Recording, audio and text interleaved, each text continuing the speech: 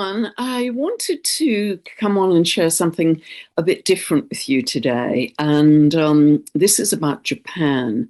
Now, many of you may be aware that there's a Japanese manga artist called Ryo Tatsuki, who, because this has gone viral, who predicted, she's predicted things that have been absolutely spot on in terms of how they manifested. For instance, she predicted many years before that there would be a huge natural disaster in March 2011. And she's Japanese, remember. So, of course, on the 11th of March 2011, we had Fukushima, and I'm going to be showing you the chart for that. She also, way back in 1999, and this is the prophecy that's really gone viral recently, to the extent that tourism to Japan is way down. She predicted that in July 2025, she did this in 1999, so 26 years before, that there would be a major tsunami that would involve an underwater rift between Japan and the Philippines that would result in a huge tsunami and much disruption. In a dream, she saw the date 5th of July 2025, and that's clearly come and gone. But subsequently, back in, I think, 2021, she'd already edited that to say that July was just the beginning of whatever this was, this unfolding, this event was. So what I want to say right up front is I'm not predicting anything here. I'm not predicting anything. Maybe she'll be right in this instance. Maybe she won't. She has been very accurate in the past. She also predicted, very sadly, Freddie Mercury's death as well, accurately. Great singer. So the way this has evolved, the reason I'm doing this is my very good friend Heather Ensworth, American astrologer, a few days ago had sent me some brilliant insights around a chart for Japan, which was dated 1457.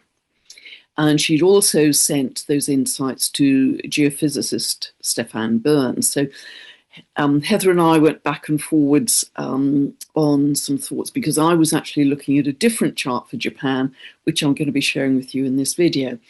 Anyway, Stefan was talking yesterday about the very big earthquake in Alaska that happened on the 16th, I believe, a 7.3, and that was the principal content of his video. But in the last 10 minutes or so, he actually shared the chart that Heather had sent him and discussed that in some detail with her insight. So I'm putting Stefan's video below. So rather than me repeating everything that he said here and that Heather said, you can just go and look at the video, and even just look at that last section in the video if you want to see what Heather was talking about.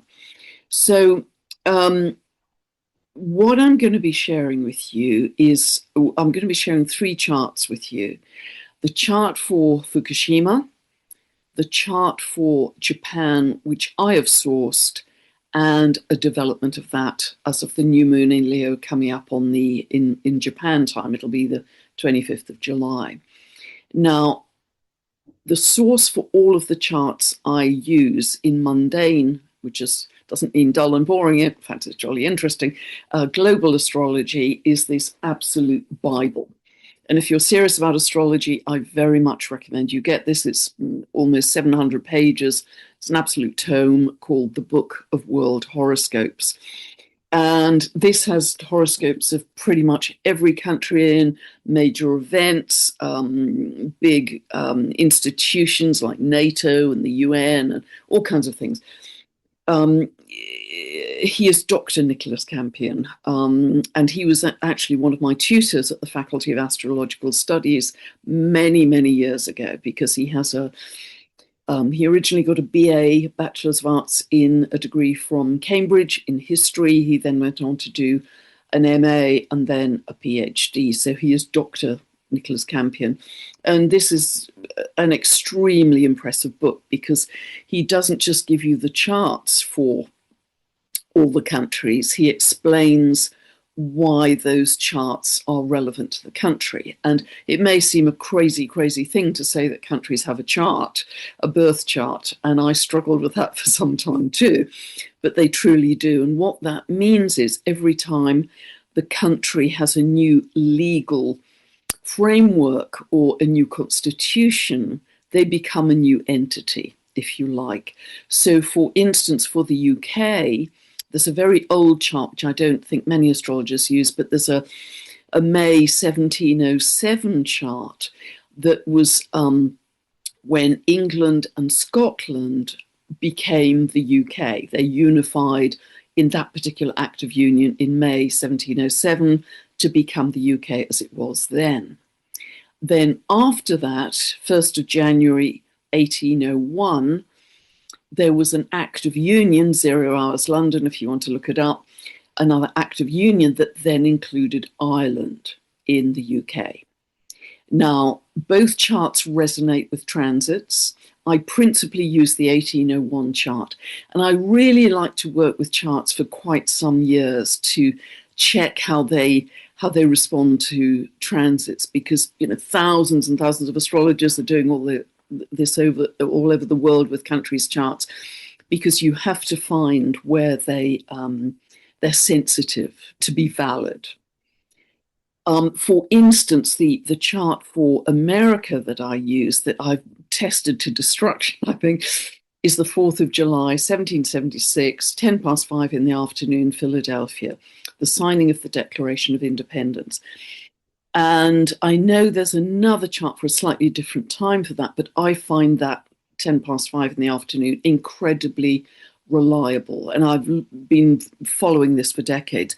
For instance, just to give you an example, when we had 9/11, transiting Pluto was exactly to the degree on the ascendant of America. That's 12 degrees of Sagittarius, the ascendant. And I'm going to try and keep this as simple as I can. And the angles of the chart, in fact, in the entire clock face of any chart, shifts about a degree every 4 minutes. It varies according to season slightly, but that's a rough guide of thumb.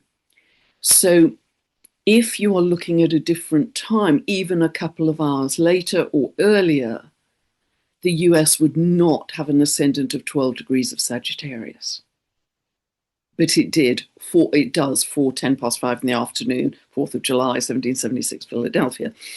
And what happened then was obviously very dramatic, whatever went on at 9/11. And Sagittarius, of course, is to do with flight.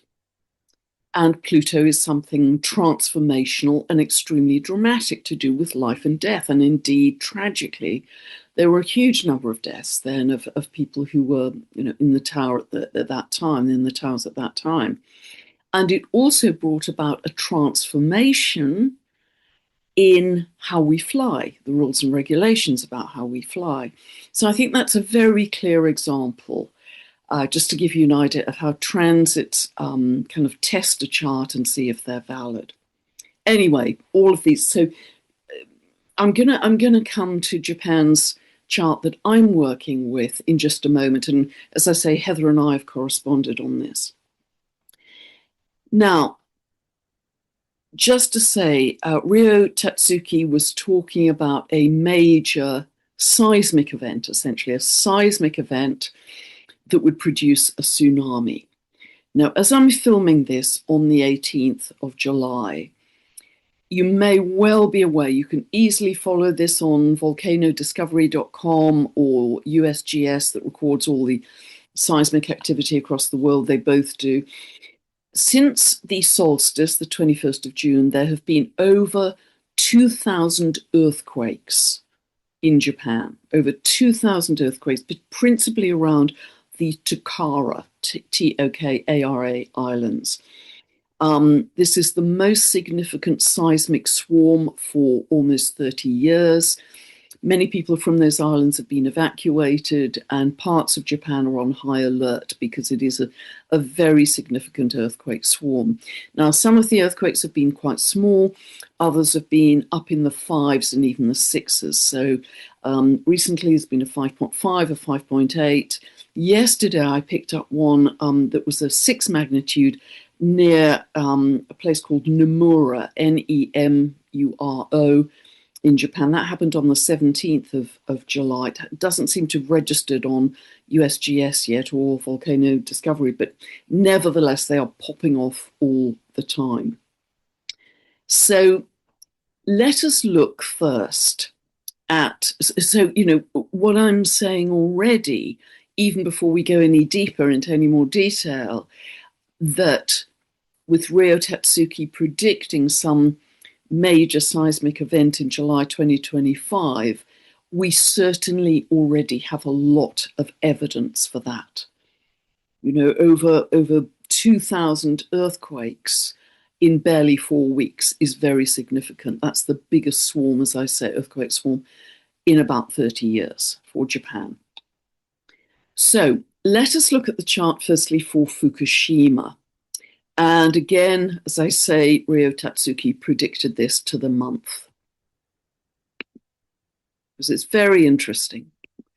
Okay, so this is exact to the day and the time when Fukushima occurred. And, you know, as you may remember, there was I think a 9.1 earthquake, massive earthquake. There was a huge tsunami. A lot of people were killed, and 3 of the 6 nuclear reactors at Fukushima were severely damaged. They went to kind of meltdown, and there was a lot of radiation that came from that affected not only the people in the area, but it went into the water as well. I mean, you probably remember this because it was very dramatic, because people were concerned it affected the waters across the world, and, you know, affected America's coast as well. And, you know, there's a lot of radioactivity that happened at that time. So let's look at the chart for this, because it's really interesting. So what do we think of when we think of earthquakes and seismic activity? Well, we think of the planet Uranus. You know, that is the principal planet that is linked to those sudden, shocking, eruptive seismic events. And here it's at the anaretic degree. How often have I been talking about anaretic degrees recently? The crisis degree of Pisces, which is water. So you literally have, because with Uranus and Pluto, those are the two planets that I associate with any kind of radioactivity. Think of uranium, think of plutonium. Now, there are many other associations, of course, with those 2 planets, but they both do have links to radioactive activity and nuclear events. So literally, radioactive water as a result of some seismic activity, just from that. This is within 3 minutes of 0 of Aries. So this is on the world axis as well. It's on the anaretic degree, the crisis degree of Pisces. It's also on the world axis. And we know, because of, you know, I've endlessly talked about this in recent months, the last couple of years really, that when things are on the world, when planets are on the world axis, 0 of Aries, Cancer, Libra, Capricorn, you get events that are thrown onto the public stage in a bigger way. They're a bigger deal globally. Now, what is fascinating as well here is Neptune, which is the planet that rules Pisces, is also at the anaretic degree of Aquarius, ruled by Uranus. So here, if you know a little bit of astrology, these planets are actually what is called in mutual reception, because Neptune is in Uranus' sign that it rules, Aquarius, and Uranus is in Neptune's sign of Pisces, which it rules. So that's considered like a strong conjunction.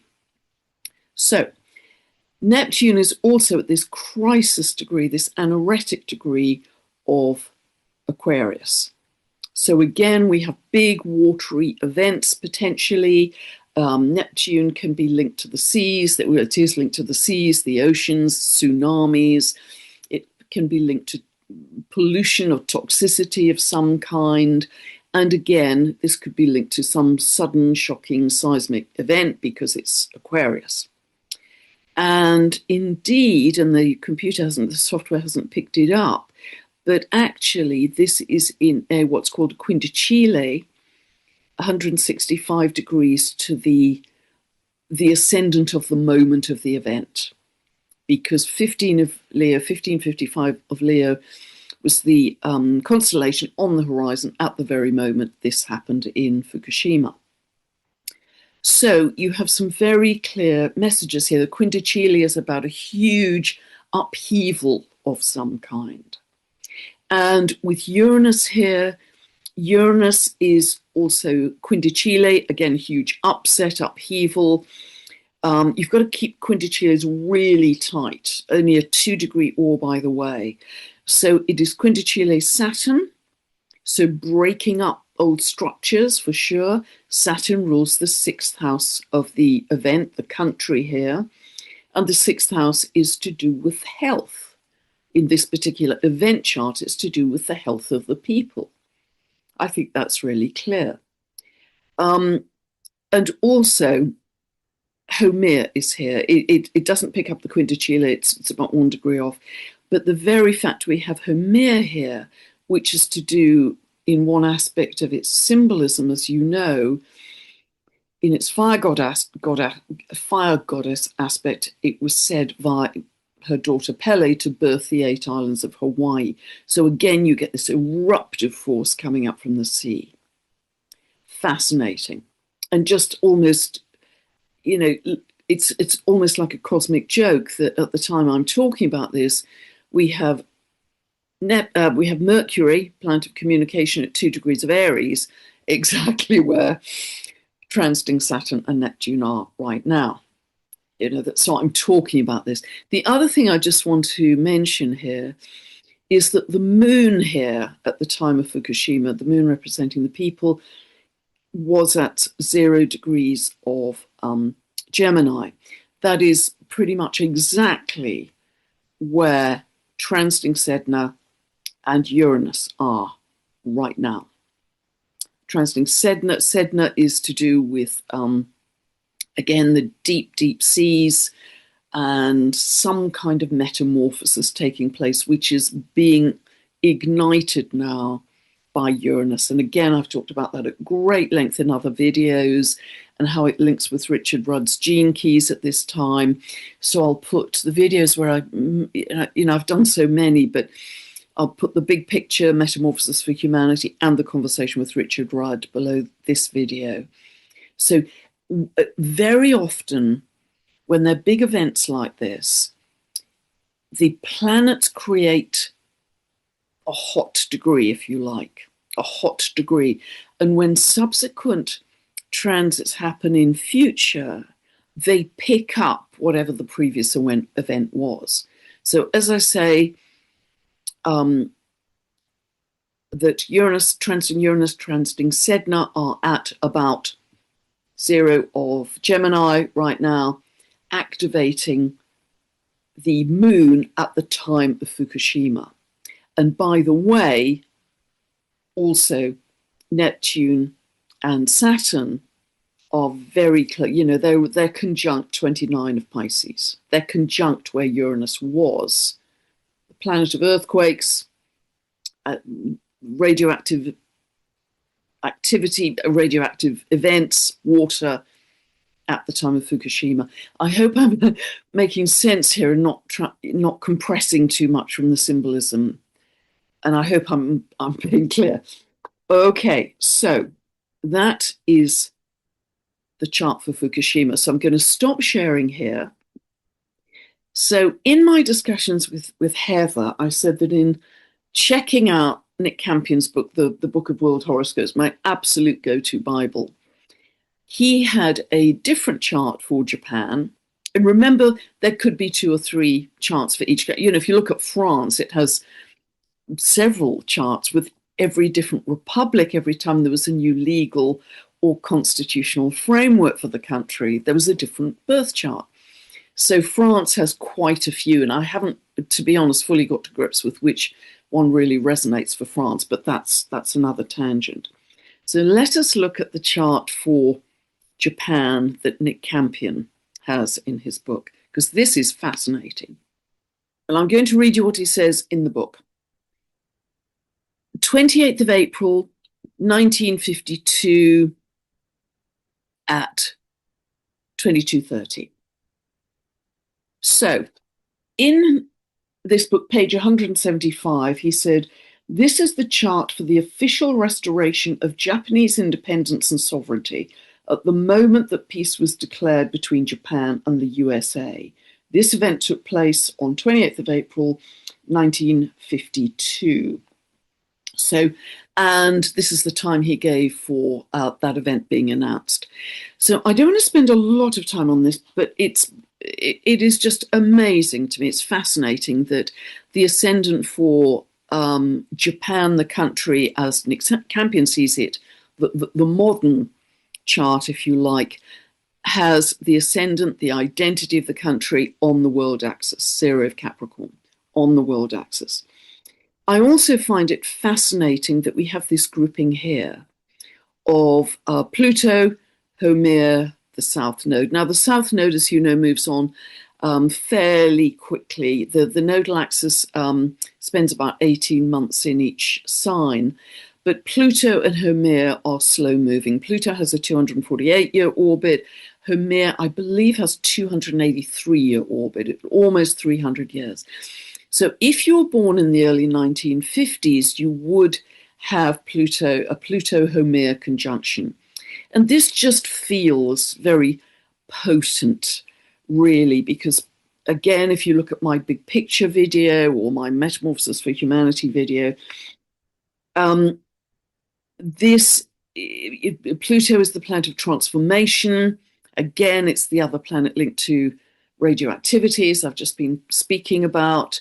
Homere is about a change of state, a metamorphosis, as is Sedna. And it just feels very prophetic that they are in the chart for Japan's sovereignty. And of course, this was also the seed point. The seed point, this conjunction of Pluto and Homere, was the seed point for what we have now as the square. Because Pluto by transit is now right at the beginning of Aquarius, and Homere by transit is right at the beginning of Scorpio. They're now in square. But the birth of the seed point for that current square between the transiting planets was in the early 1950s. So, also they are in Leo, and of course, you know, the Japanese royal family are extremely prominent in that country as part of the rulership. And this is the 8th house as well. I don't want to go into too much detail on that, but I think it's very interesting that they are in a trine to Venus, which is the midheaven ruler here, and also Sedna. And Sedna, you know, I've talked so much about as this change of state, these deep, deep seas. So Homere, Pluto, and Sedna, again, are all in aspect as they are right now. Neptune on the midheaven really speaks about Japan being a very watery nation. There are lots of islands that make up Japan. It's a big, big fishing nation. And of course, fish, literally fish, is one of the principal parts of the diet of the Japanese as well. So the other thing to pick up is that Jupiter here is on the anoretic degree, the crisis degree, 55 minutes of Aries. And that's going to be picked up in a little while when we look at the solar arc chart. So those are really just the things I want to pick up to share with you Japan's sovereignty. But of course, the world axis, as we'll see in a moment, is being very highly activated right now with the current transits. So let us stop sharing that and look at yet another chart. So let us look at the solar arc chart. And I don't want to, go down too deep a rabbit hole with this, otherwise we'll be lost in the weeds. I use solar arcs a lot in my work. I believe they're stronger than transits, and that's what we're going to be looking at here. So with solar arcs, you take the original birth chart, or birth chart of Japan in this case, and that ticks round as a secondary ring with everything moving at the same pace. The angles, the planets, etc. So they're not following their normal orbital speed. They are all clicking round at exactly the same pace. So it's like the natal chart is being moved on by about a degree a year. Not exactly, but about. So you can't just for your own birth chart say, okay, I'm 40 years old, I'm going to move my natal chart around by 40 degrees, because you will be very likely to have an accumulating error. Because depending on the month you were born, your particular solar arc may only be 58 minutes of a degree, or it may be 1 minute and 1 degree and 2 minutes. So you will have an accumulating error. And I don't want to kind of start teaching solar arcs in the middle of it, but just to give you an idea. Okay, so this is really fascinating. And I've set this for the 25th of July, because that is when we have the new moon in Leo. And so I've set, so it happens in US and Europe on the 24th of July, but in Japan, because it's so far east, it happens on the 25th. And it happens at 4:11 Japan time. So these are not transits that we're looking at, they're solar arcs. And it would have been too complicated to put a third ring of transits, but what I have picked up are transits that I think are important to talk about here. Okay, so first point to make, isn't it, well, if we just think about the new moon, actually, before I go any further, the new moon, which I haven't put in, is happening at 2 degrees of Leo. So it's about here, the transiting new moon. So that will be quincunx, 150 degrees approximately, to the ascendant. It will also be square, an out of sign square to Jupiter, and an in sign square to the sun, that new moon. Okay, so it's picking up some aspects. So let's go back to the solar arcs. What I find remarkable, given they only move a degree a year roughly, is that solar arc Neptune, to do with the seas, the oceans, etc., tsunamis, and the midheaven are both now at 0 degrees of Capricorn. They are exactly conjunct the ascendant of the chart of Japan's sovereignty. In fact, the midheaven is conjuncted to the very minute. And I found that really interesting. Now, in a person's chart, if you have solar arc midheaven conjunct the ascendant, you have to be quite well on in your life for that to happen.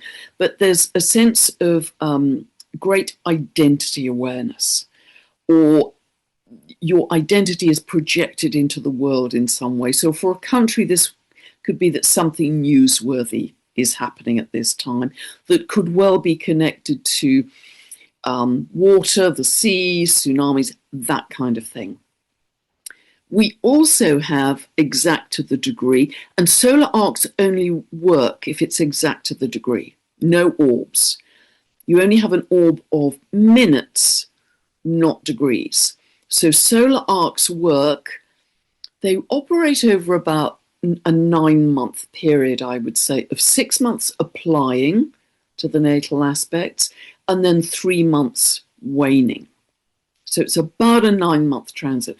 The closer they come to exactitude, the more likely you are to have a manifestation of the symbolism. But they have to be exact, really, to the degree, or within minutes of that. So we have Jupiter, solar arc Jupiter, 10 of Cancer, exactly by degree conjunct Uranus. Now, what's Uranus about? Uranus is the planet of earthquakes, seismic activity, radioactivity, that kind of thing. Jupiter expands. So the symbolism here is Jupiter is expanding the seismic potential for Japan at this time, round about the time of late July. It will continue, actually.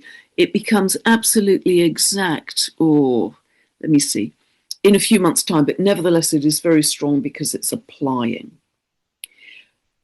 By transit, you may be aware that Jupiter is also in Cancer right now. Jupiter is expanding water. And my goodness gracious, we're seeing some horrendous flooding around the world. I just picked up today, there's huge flooding in South Korea, also in Pakistan. We've had flooding in Spain. Recently, we've had terrible flooding in the US, in, oh my goodness, Texas. You know, and these flash floods come in and are just really devastating. So we've got transiting Jupiter in Cancer, as well as for Japan, solar arc in Cancer. Also, something else I wanted to pick up as well, but I'll come to that. Yeah, I'll come to that in a moment. We have solar arc Pluto at the anaretic degree, 29 of Libra, exactly opposing natal, let's call it, Jupiter at the anaretic degree of 29 of Aries. Remember, I just talked about that in the previous chart. So this is some kind of strong force potentially happening, both at the anaretic degree, some kind of strong force, and Aries, of course, is to do with some kind of primal fire, some fire event potentially. And again, I'm not predicting anything here. I'm just observing what's going on that is powerful in Japan's chart right now. Because, as I say, the seismic activity is already extraordinary for Japan. What is interesting, of course, is Uranus. We've just seen the chart for Fukushima. Uranus was literally within 3 minutes of 0 of Aries. When it was at 0 of Aries at Fukushima, it was down at the base of the chart. Think of something erupting, exploding, exactly square the ascendant-descendant for Japan. Now, where you have aspects to the angles of a chart, or any mundane astrology, an event, where you have current, or in this case I'm talking about Fukushima's event, you're talking about the transits or the solar arcs that are aspecting the angles of a chart, of a country. Then you have potency. Angularity gives potency. We're talking about the world axis here. Uranus was on the world axis at Fukushima, very clearly. And here we have Neptune and midheaven coming exactly to the ascendant for Japan, sovereignty, also on the world axis. And of course, as I've talked at great length, we have transiting Saturn and Neptune right now. They're exactly at 2 degrees. That is still on the world axis. Saturn, on the 13th of this month, July, has already started to retrograde, and they will be crossing back over through the retrograde 0 of Aries in the coming months, crisscrossing again when they move direct. And although Saturn retrogrades back to 25 of Pisces, Uranus doesn't move away from that world axis point, if you take 28 of the mutables to 2 degrees of the cardinals, until next April, May time.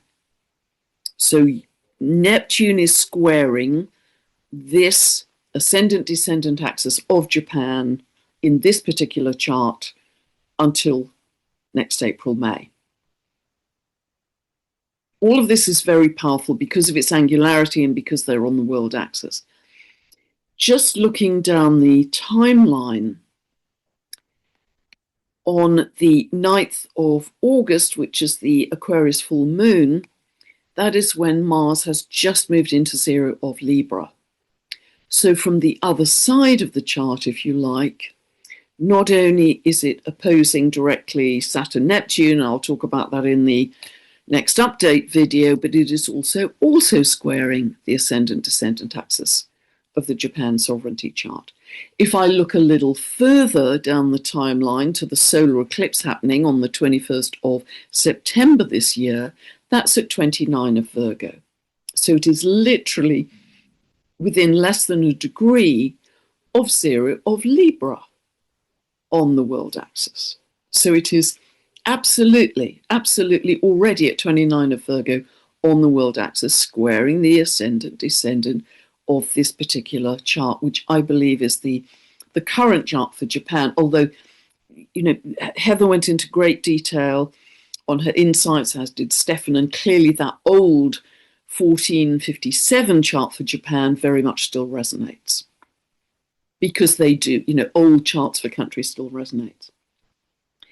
By the way, I haven't mentioned in Ryo Tatsuki's prophecy, she talked about the 2 dragons.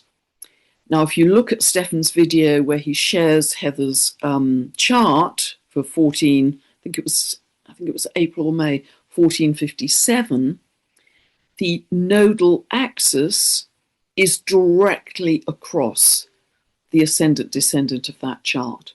The south node is conjunct the ascendant in that 1457 chart, and the north node is conjunct the descendant.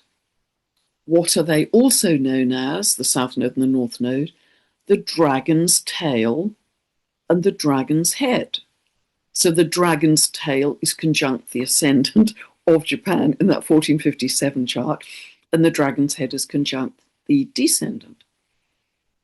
Is that part of the meaning of what Ryo Tatsuki was talking about, perhaps? I don't know. I just think it's a very interesting correlation. The other thing I want to say right now is that with Neptune, I may stop sharing here, I think. Yeah. Okay, I'll stop sharing here. The other thing I want to say is, and I've talked about this again in previous videos, with Neptune at 0 of Aries or close to, yes, it's activating primal fire.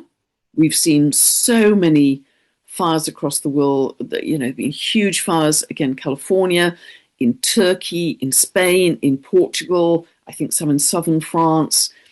You know, there've been, by the way, huge floods also in China. I didn't mention 80,000 people evacuated because there was so much flooding. So Neptune at that world point of 0 of Aries isn't just activating fire, primal fire. Because it's Neptune, it is also activating everything to do with water. Seas, the oceans, flooding, and tsunamis. Because Neptune is on the world axis. It may be in primal fire, but it's still itself on the world axis. I hope I'm making sense here. So that's why we are seeing astrologically not only fires but floods as well. You know, if you look to what's been happening in terms of seismic activity as well, with Uranus having just entered Gemini, you know, Mount Rainier, there's, you know, been a lot of seismic activity. There have been huge volcanoes, 2 large volcanoes going off in Indonesia, Mount Etna, Kilauea. We've even had a seismic swarm I heard about today in Naples, a very densely populated city in Italy. You know, and the astrology was anticipating this increased seismic activity because not only I've been talking about it, but other people have too. Now, as I say, I'm not predicting anything, but it's just been fascinating for me to go on a bit of a deep dive down a rabbit hole to draw up these astrological correlations for you.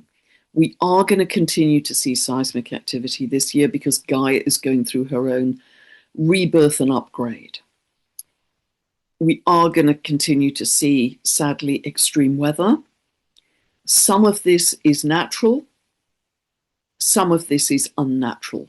Partly it's because the Earth has never been more electrified than it is at the moment, with all the satellites that are beaming down a huge amount of electrification to the Earth. That is affecting not only Gaia herself, but we are, of course, electromagnetic beings. It's affecting our physicality as well. This is unprecedented. We have never had this degree of electrification on the Earth before. Nobody knows what the effects and the result of that are going to be. And there are other forms of aspects that affect the weather that you are all well aware of, I'm sure. So although this has been a little more technical, I hope enough of you have kind of hung on through this, because I do find it absolutely fascinating to see what may unfold for Japan. Of course, many other countries may also have their angles on the world axis. I haven't explored those fully yet because there are hundreds of countries, hundreds, and you're just sort of sifting through the yellow pages almost to find those.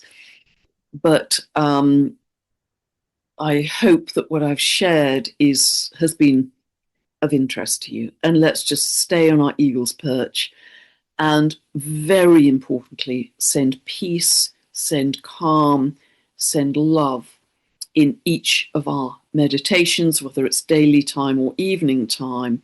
Just see everything across the Earth just settling down in this calming, gentle, pale blue light.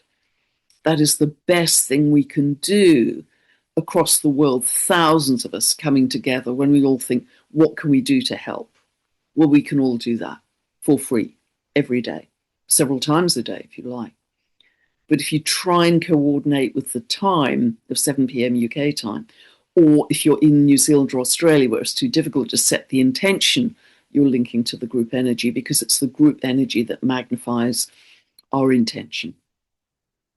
God bless. Well done if you've hung on till the end. I'll be back very soon. Bye for now.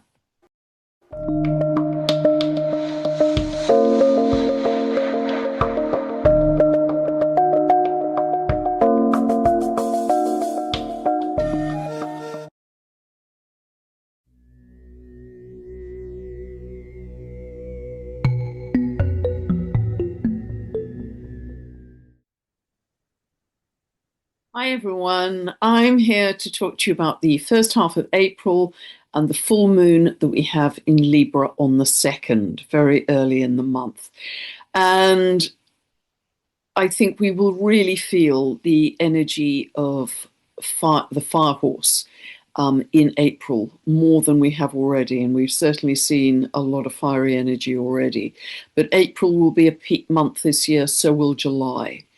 And we will feel that fiery firehorse energy more strongly as we go through April. The second half is even more potent, I think, than the first, particularly from that new moon that we have coming up on the 17th in Aries. I have never seen, I don't think, 9 orbiting bodies in Aries ever, partly because we have both Saturn and Neptune there at the moment, and it's very unusual to have them both co-present in that sign. So I'll talk about that obviously in the next video for that new moon and for the second half of the month. But even now, this is the first lunation since the equinox, and I think many of us can really feel that that was a new beginning, that was a rebirth, that was an ignition point for humanity. So we're now, we are now beyond that beginning. It is just the beginning. Obviously, this will go on to infinity, but it is a very, very powerful period of rebirth for sure. I keep thinking of the two words humanity rising. That's what I think of with all this Aries energy. So use it to step into your sovereignty, your courage, doing something new, taking a risk, your inner authority. Be more aware of your inner state than you ever have before, because all of this Aries energy can so often tip out into the external, into some kind of aggression or assertion, which we don't want to see in the world. Use it in everything, ultimately, is an inside job, but use it internally to really have that kind of iron rod of, I know who I am, I'm sovereign, I'm protected, I'm anchored to love, I'm aligned with source. That kind of a real clear focus. One of the great things about Aries, there are many great things, but it has great clarity. It has a strong sense of self. Keywords are I am, and it has great clarity. People who have strong Aries in their chart, they just know who they are. They're just it's a very simple, direct, clear energy. So with all of these planets moving into Aries in April, and we'll look at the chart in a moment, I think we will get clarity from the kind of Piscean fog that we've been in for so long. I just want to remind you, because people have asked me about this, that about the astrology of the bombing of Iran.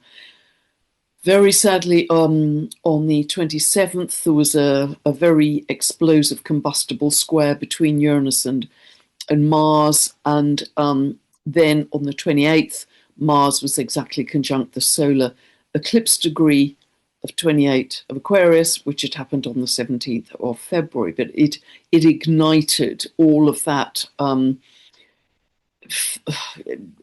very revolutionary and uppity, eruptive energy of that solar eclipse.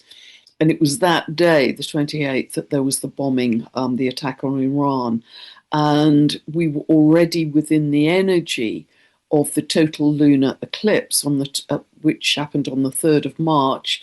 It happened at 12 of Virgo, and that was very tightly conjunct the mid-heaven ruler, i.e. the government, the leader, mid-heaven ruler in the chart for Iran. I think I mentioned that in a previous video. So certainly one man was taken out. He's been replaced, I believe, by his son. Is that a change in direction? I'm not sure we can say that, but it was a change in the man at the top. And with all of this, I know there is an immense amount of human suffering going on right now. And, we can't ignore it. We have to be aware of it. And these are our brothers and sisters. There, by the grace of God, it could be any of us.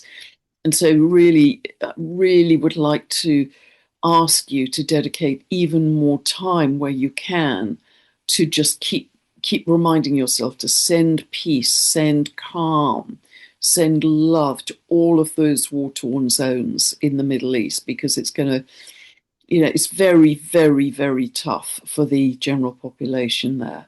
We don't know what's true, what's not, Saturn, Neptune, but I certainly think there's a lot of human suffering going on. So the more often we can do that, we've got our 7 p.m. UK time meditation every night. Thousands of people join that, and that gives it some real potency. But if you can do it more often, that can only help. Looking back to the Capricorn solstice last year, 21st of December, and remember that was striking a tuning fork as background for the next 3 months, and so often the geographies highlighted then can come into prominence. Well, at that Capricorn solstice, the Saturn-Neptune conjunction fell across the Middle East and across the Straits of Hormuz, literally straight across the Straits of Hormuz.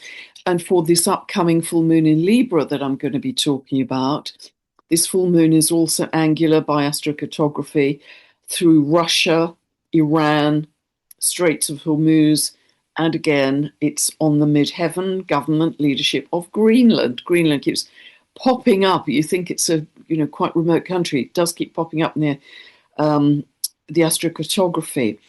At this full moon, we have Uranus on the IC. That's quite a revolutionary eruptive energy.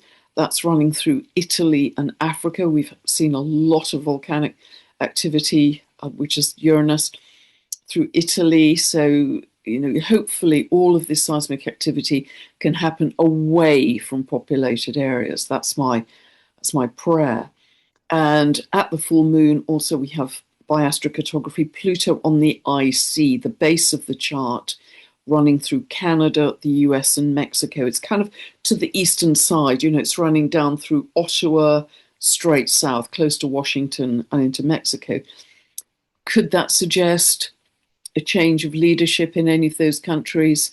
Because it's on the IC, which is, the land, but by definition, it also opposes the MC, which is the government and the leadership.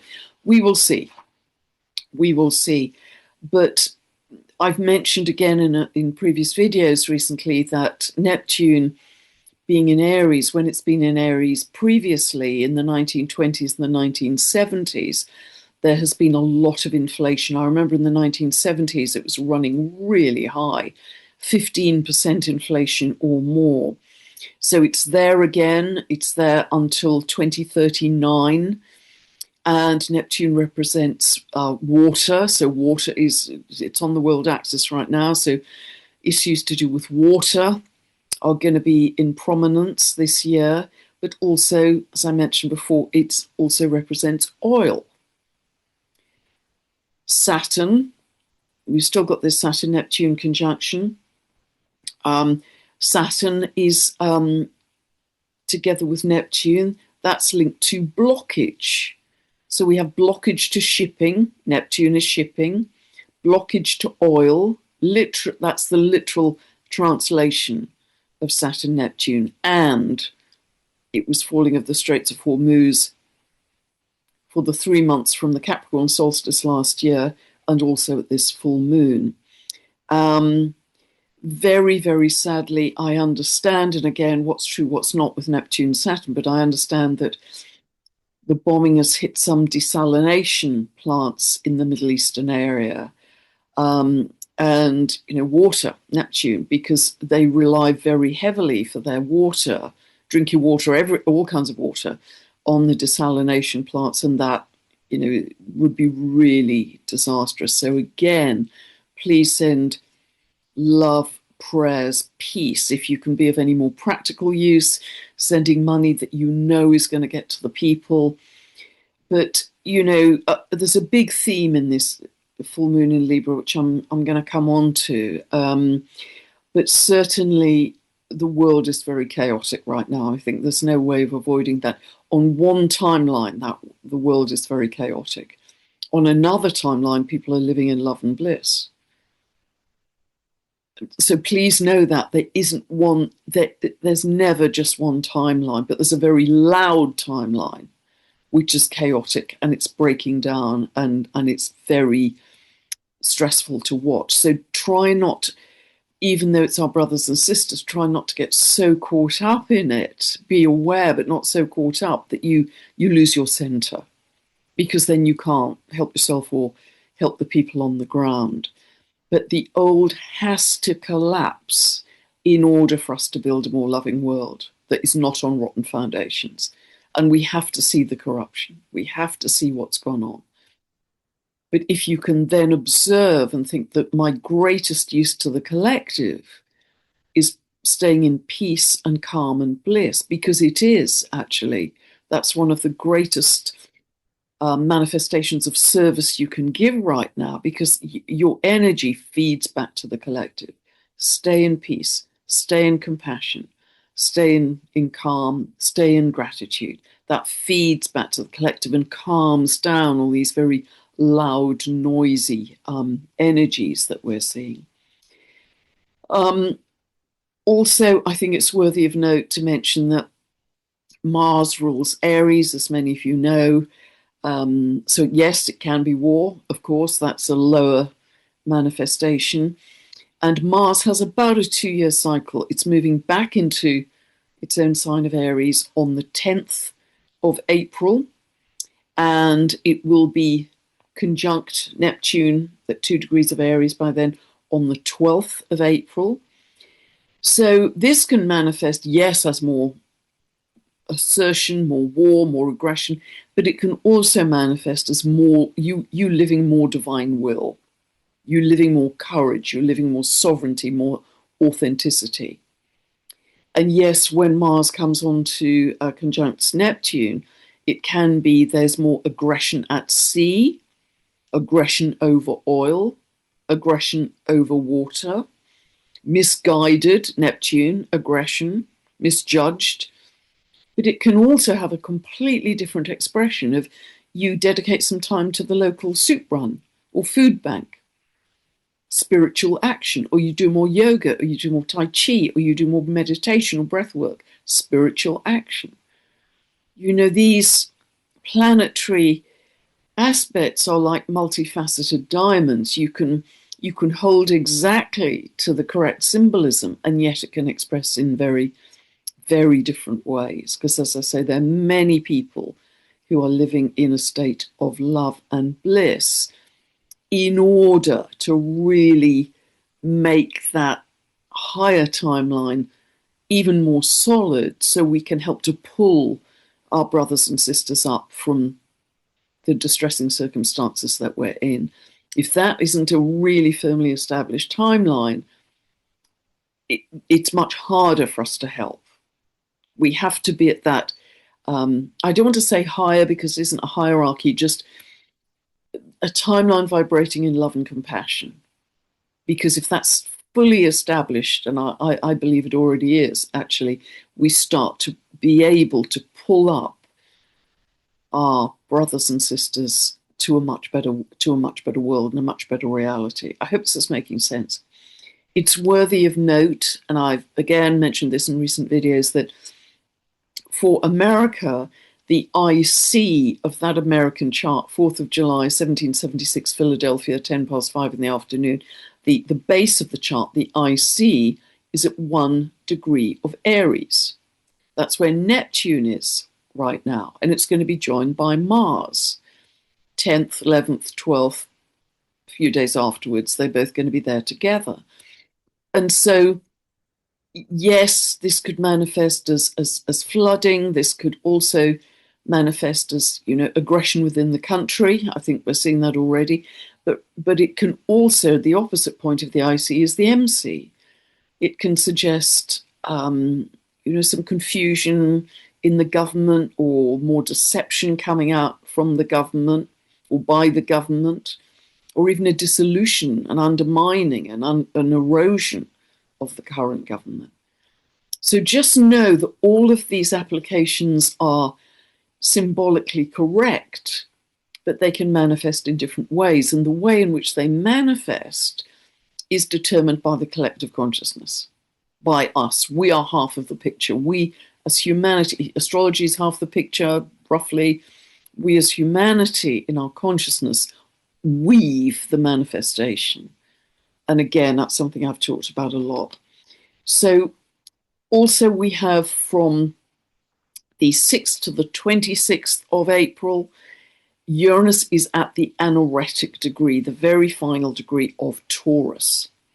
And so when a planet is at the very final degree, and remember, Uranus has an 84-year cycle. Once it moves off that point into Gemini on the 26th of April, very different energy. It won't return there until the end of its next cycle.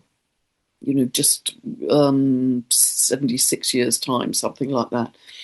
So when it's at the anaretic degree, it can express in a more extreme way. So we may see, again, more seismic activity. Let us hope that that happens away from populated areas. A lot of the recent big volcanoes, 6+, have happened well away from populated areas, because the Earth has to go through her own metamorphosis. But so far, it hasn't been hitting densely populated areas to such a degree. So it can be more seismic activity, more financial volatility. We're seeing a lot of that. More volatility in the crypto markets, digital Uranus, banking is linked to Taurus, currency is linked to Taurus, so we could be seeing a lot of that as well. I think banking is going to come under some strain, to put it mildly, this month. So, fire horse energy from the Aries equinox, which we've just been through, all planets are moving direct until May the 6th, when Pluto moves stationary retrograde. Also, once Uranus moves into Gemini on the 26th of April, all outer planets are in fire and air. None of them are in earth and water. Earth and water are slow in terms of how they manifest. Fire and air, you can just feel it super fast. So we have the year of the fire horse. We have a huge pile-up of planets in Aries, which you'll see in a moment, even more so in the second half of the month. It's the year of the fire horse. It's a 1 year in numerology. All the planets are moving direct now until May the 6th. And, as I say, they're in these air and fire signs. So there is you will feel the energy shift, I think, in April. It's dynamic and it's really fast, really fast. And so do remember internally the big slowdown, because it's going to be very easy to get caught up in events. And try and, if you can, I know there's so much going on in the world and we want to stay broadly aware, but try and avoid getting caught up in the, I think it was Tim Wilde who coined the wonderful phrase of going down the scroll hole, the doom scrolling of, oh my God, everything's hitting a wall, we're doomed. Well, it's not, because this was expected. This collapse of the old world was completely expected by ancient indigenous peoples, by the astrology, all of it. And it's uncomfortable for sure to live through, but we have to go through that breakdown to get to the breakthrough. And for many people, they've already broken through to a higher, more peaceful timeline. So do know that's available to you in any moment. You can just drop into your silence, your peace, your breath work, and it's a very different world in that. Turn inwards, as David Clements reminded us to do recently. So let us take a look at the chart for the full moon. Okay, so as always, this is set for England. This is where I live. Unless you live in England, please ignore the clock face, ignore the houses. But at a full moon, 1221 of Libra, the sun and moon are always opposite each other. But Libra as a sign, if we just take it personally, first of all, well, firstly, see where 1221 of Libra falls in your chart, which house area. If you don't know what I'm talking about, you can download a free birth chart from my website, go to the link below and get a 2-part video series, which you can watch to infinity, as many times as you like. And they will take you from zero to understanding where these points fall in your chart and what it means for you. So that's the beginning of your astrological journey. But wherever 1221 of Libra is falling, that often marks a closure in the affairs of that house that the house is to do with, or a completion or a culmination, or maybe shining a light on what we didn't see before. And Libra as a sign, if you have moon in Libra or you know people with moon in Libra, it's very what I call other-directed. It's exceptionally kind. It always thinks of it defaults to the other. If that makes you happy, that makes me happy. If that's okay with you, that's okay with me. It's very other-directed, which is terrific, of course, for the people around the person with moon in Libra, but it's often harder to get their own needs met because the moon is very instinctive on how it operates. And so just sort of be aware of that and try and catch yourself if you do have the moon in Libra before you always defer to the other, and find a phrase, something like, well, let's do something that works for both of us. That's quite a sort of non-confrontational phrase that will put you in the picture as well. Libra is one of the two signs that is to do with law and justice. The other is Sagittarius, which is linked to truth. Libra, we think of the scales of justice. And it's interesting that this full moon is falling on Saturn, which is at 14 degrees of Libra, in the 10th house of leaders, governments, the government in the US chart, set for 4th of July 1776, Philadelphia, 5:10 in the afternoon. And so we will see what unfolds from that. I just happened to see that and I thought, gosh, that's interesting. But we always have this opposition at a full moon. So Libra par excellence is the sign for peace and diplomacy, and Aries is more linked to aggressive behavior, warlike behavior. So is it possible we have a chance for peace here? This full moon in Libra, is that possible? Let us all focus on that. As a community, let us all focus on that. And for you watching this, each of you, excuse me, each of you, really watch your focus. Remember, your focus is your superpower. Be very aware of where you're putting your focus. If you're really caught up in the war and, you know, the minute-to-minute unfolding of what we don't even know what's true, what's not, Saturn, Neptune, it may just take you off center. But I think all of this, as I was just saying, is making us very aware of what we absolutely don't want in our world. I mean, 99% of the world's population do not want this kind of human suffering. I think that would be a good guess. And I think the question that this full moon is asking is how far current leadership in the world is operating fairly, Libra, with equability, Libra, and with justice, Libra. Because I think we'd all give one very clear answer to that. So, you know, the kind of leadership, I think, is a big theme in this full moon in Libra chart. And that will drive us to thinking about, okay, well, if this isn't working, what kind of leadership do we actually want? So I think that's a really interesting aspect of this. Now, Libra is ruled by Venus. Venus is very strong in this chart because she's the ruler of this full moon, and she's also in another of her signs of rulership, which is Taurus. Remember, she rules Taurus and Libra. So she's very happy in Taurus. And this brings in, I think, the sacred feminine. And Heather Ensworth has talked a lot about this, but we're very aware, I think, that certainly in our lifetime and probably many lifetimes, there's been a dominance of the patriarchy, the top-down power.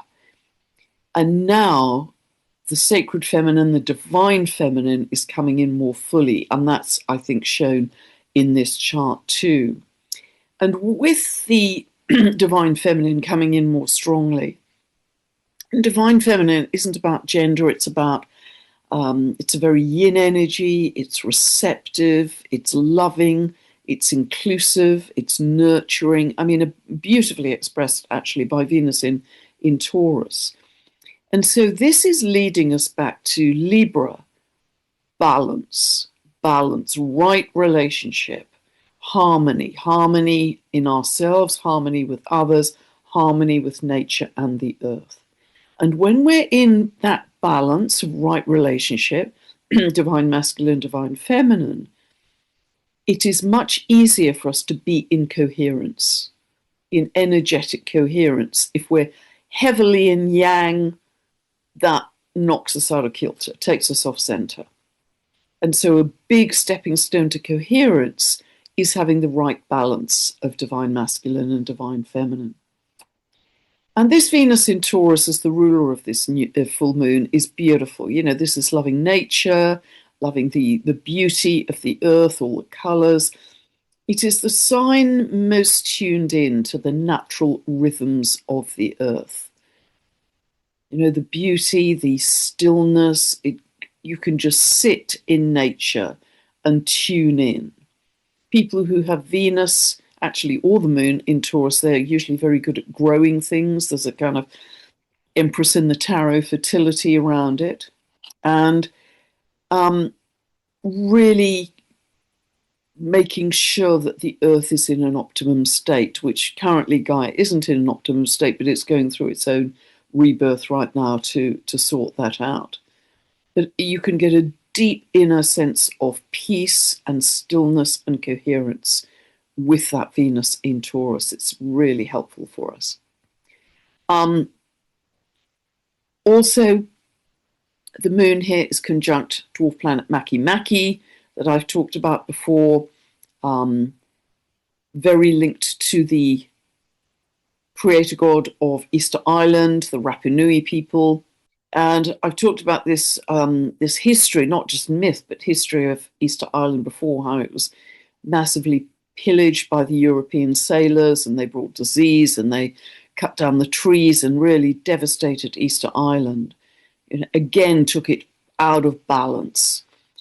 But because the local people, and there are only 111 of them left at one point, understood the natural rhythms, they brought Easter Island back to health, and the ecosystems back to health. So back to balance, back to its natural right balance. So that reinforces that theme. So if we can get this balance right, I see Sun in Aries very much as the yang expression of energy, Moon in Libra very much as the yin, and they are in a T-square to Jupiter. So if we can get that balance right, we can achieve this sense of expansion, a kind of vast spaciousness that many of us are starting to tap into, this loving expansion of consciousness, which I think at this full moon is symbolized by Jupiter, within a degree of Sirius, where Sirius sits. And people are now talking about the Sirius portal that 3i activated as it passed by final flyby to Jupiter, the Sirius portal.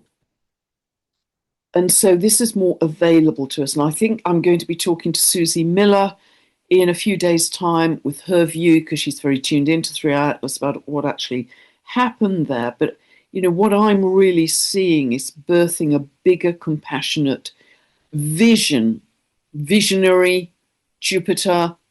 Jupiter is also very tightly trying to Mercury in Pisces, a bigger, compassionate vision where we're navigating with the heart and not with the mind. But here we actually have a cardinal grand cross, which you can see. It's very strong. And so this is, again, a very dynamic chart on top of everything I've been saying about the energy. So we have Moon conjunct Makemake. Down here we have the Sun conjunct Salacia, beautiful Salacia, the seashell here, mermaid energy, very connected to the photonic light shimmering, moonlight and sunlight shimmering on the seas. I believe she's very connected to light language. When people spontaneously start to speak light language, it's either a transit to their natal Salacia or a transit by Salacia to a natal planet such as Mercury. And perhaps it's even one of the symbols we could use for the light body, actually, because she's so connected to light. And I just throw that out as a question as we're starting to explore the dwarf planets' mythology and symbolism a little more fully now and get a better understanding. They are square. This is very tight, this square. 11-12 of Libra, 11-12 of Aries, 12 Quawa at 12, Ixion at 9, and they're opposing Jupiter over here. So this is an operational cardinal grand cross. So Quawa is talking about coming together in community. How do we create this new earth? Well, we create it by embodying its frequency, more light, Salacia. But also this is coming together in community and getting our frequency high enough by singing and dancing and getting ourselves into joy to then set our intentions and manifest. An Ixion part of the picture, you'll remember the myth that in the lower expression of the myth, he murdered his father-in-law. he was given a second chance by Zeus. He then tried to rape Zeus's wife Hera, and he was spun off on a burning wheel to eternity. So he has no remorse, no moral compunction at murdering people. And I'm sure you can understand the resonance in society at the moment. But it has another very positive expression of going beyond the mainstream. Fool in the tarot, whistling a happy tune, knapsack on his back, just exiting the system and going off to create a simpler, more joyful life that is beyond the system. I think this speaks volumes, actually, this Cardinal Grand Cross. So we also have other things to.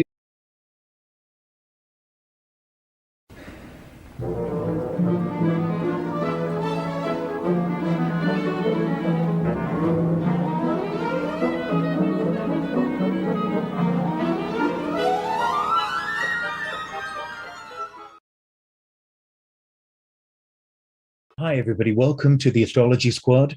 We're here to give you the astrological inside track on newsmakers, celebrities, and historical figures. And by doing so, we hope to teach you about the planets and the zodiac signs so you can learn more about your own horoscope, as well as what astrology can and cannot give us and what it can and cannot offer. My name is Frank Clifford. I'm a full-time astrologer, writer, and teacher. I run the London School of Astrology, which offers courses online and in London. I'm delighted to be here with my co-host, Richard Swatton, and our special and eminent guest, Pam Gregory. Pam, would you like to say a word or two about yourself? Yeah, Pam Gregory. Have a very busy YouTube channel, Pam Gregory Astrology. Also on my website, I have several teaching videos and a long, detailed monthly newsletter, and also have written two books, You Don't Really Believe in Astrology, Do You? And How to Co-Create Using the Secret Language of the Universe. Wonderful. Thank you. And Richard Swatton.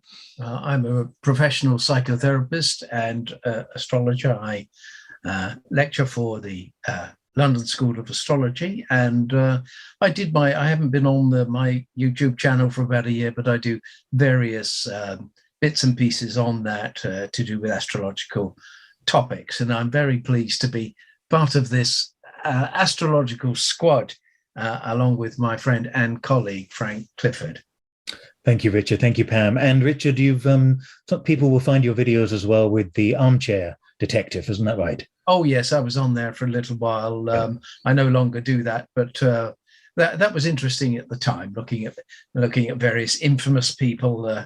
But I think he's long gone now.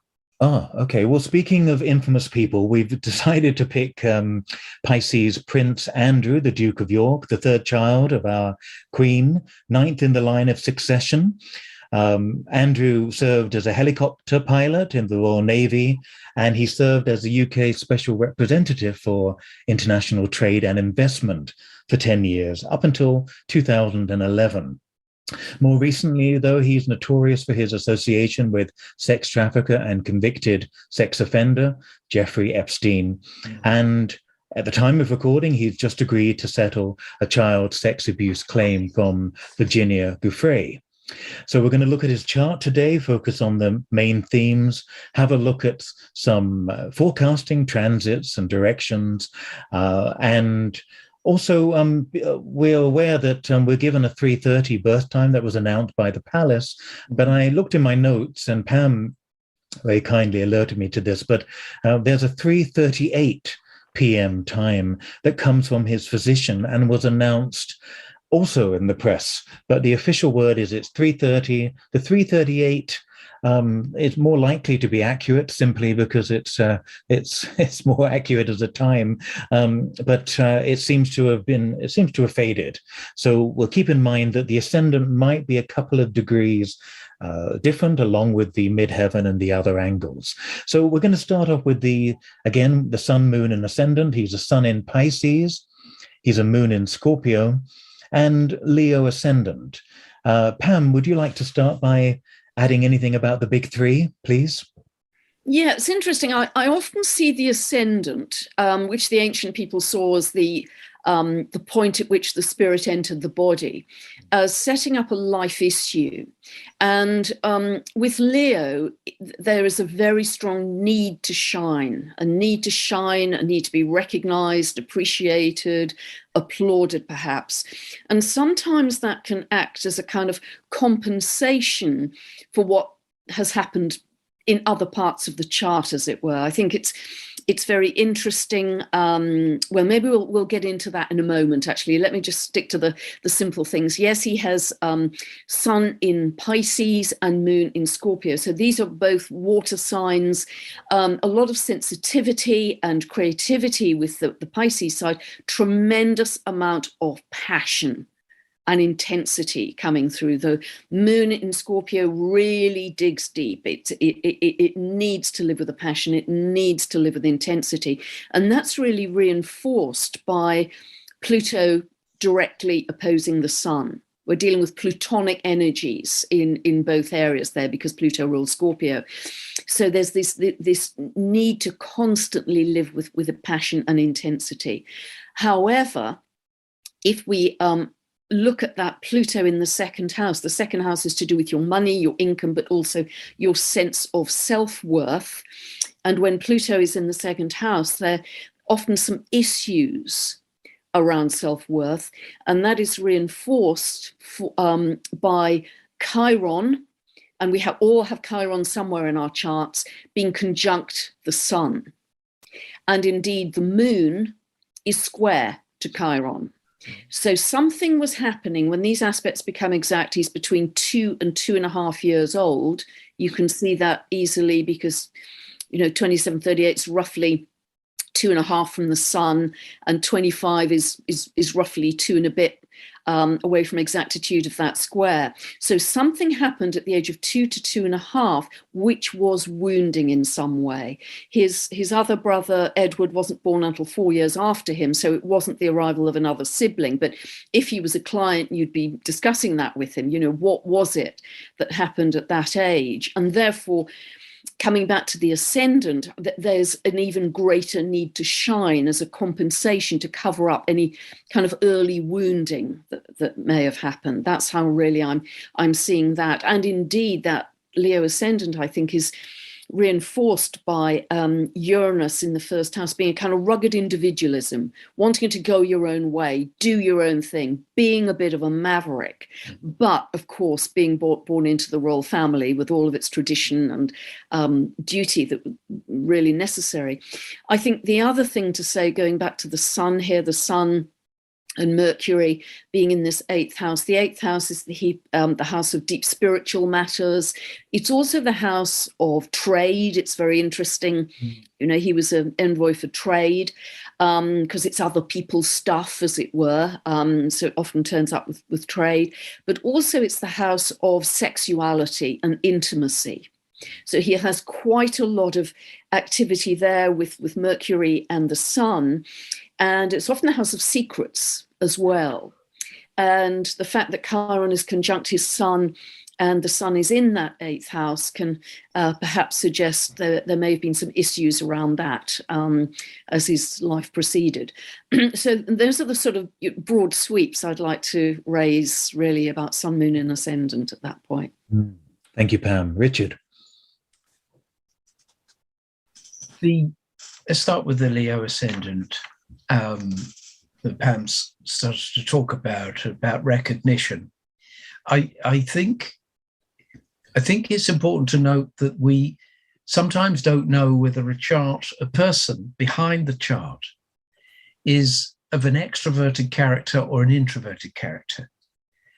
And I know we're supposed to, I can't remember who, Isaac added up the positive signs and the negative signs to tell whether you were introverted or extrovert. I don't think that's quite true. The extroverted character seeks self-worth, identity, and a recognition of their purpose in life by what other people think about them.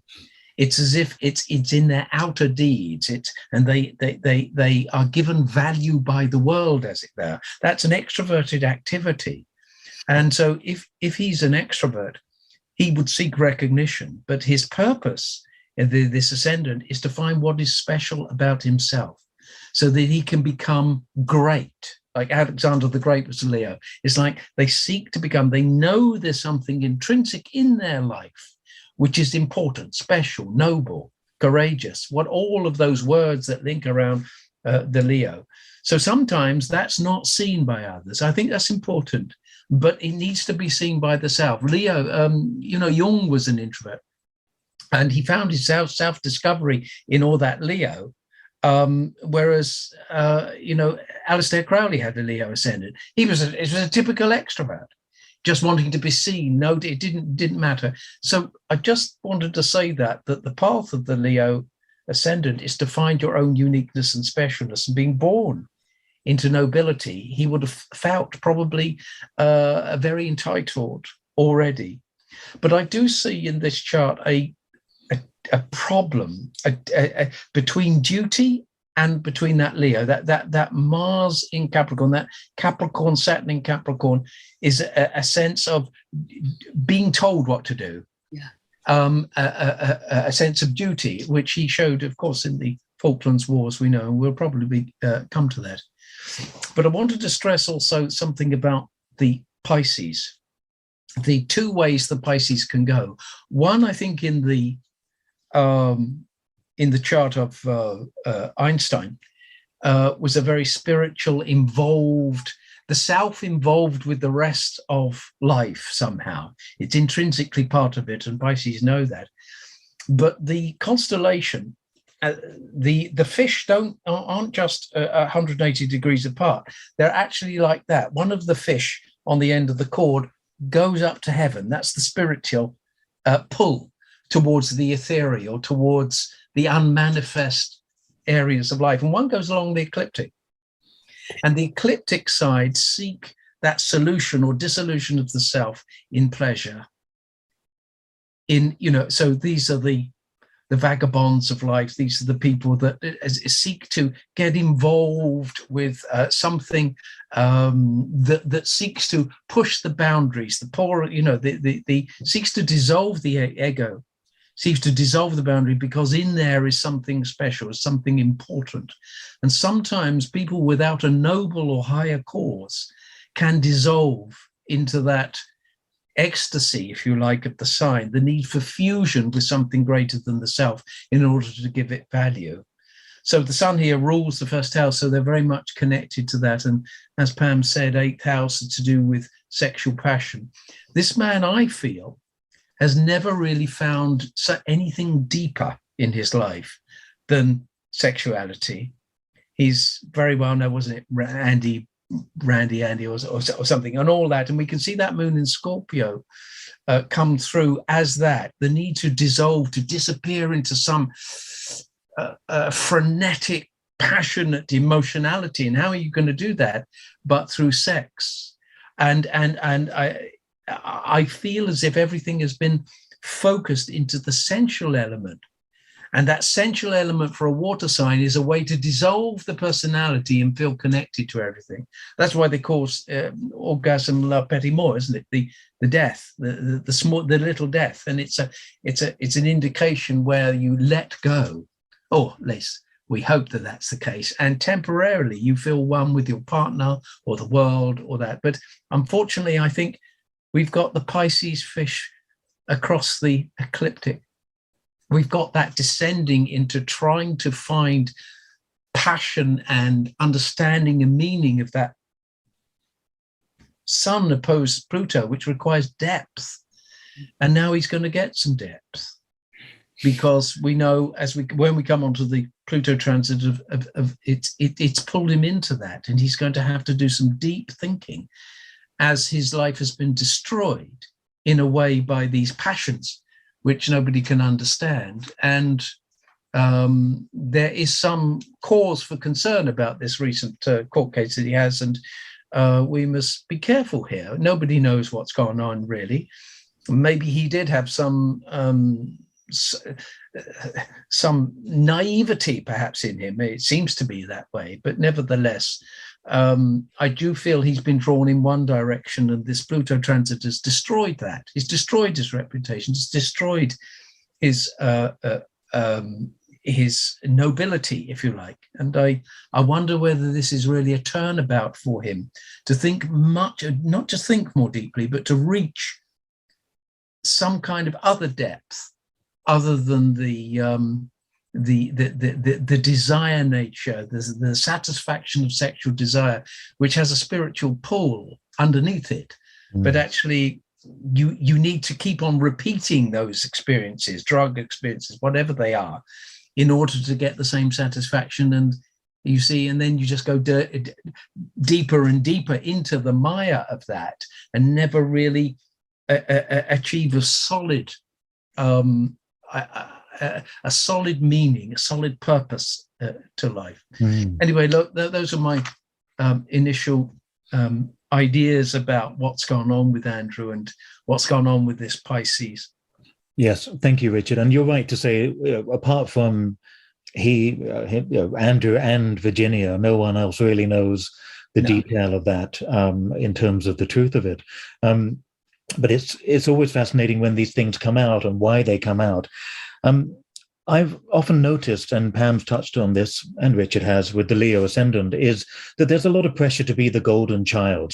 He's always referred to as the Queen's favorite son. That's right. And until you find what is special about yourself, which you both referred to, there's a sense of, well, I'm entitled, I've got everybody's respect, I get all my teddy bears put on the bed and around the bedroom, and everything's I'm pampered. But really, what do I count for?